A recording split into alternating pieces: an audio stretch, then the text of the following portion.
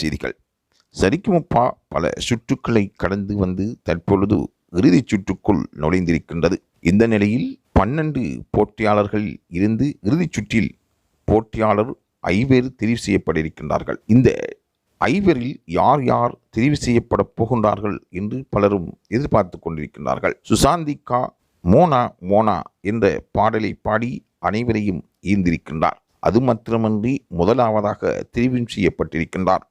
அந்த 5 பேர் வெற்றியாளராக தெரிவு செய்யப்பட வேண்டிய கதிரையில் முதலாவது சிம்மாசனத்தில் சுசந்திகா இருப்பது பலரையும் ஆச்சரியப்பட வைத்திருக்கின்றது. மோனா மோனா பாடலை பாடி அவர் உள்ளங்களை மெய்மறக்கச் செய்தார்.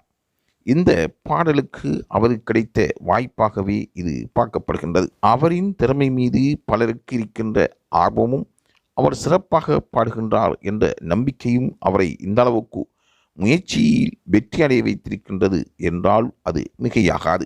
இறுதிச் சுற்றில் முதலாவதாக சுசந்திகா சென்றிருப்பது பாராட்டத்தக்கதாகும். அடுத்தது யார் என்பதுவே கேள்வியாக இருக்கின்றது.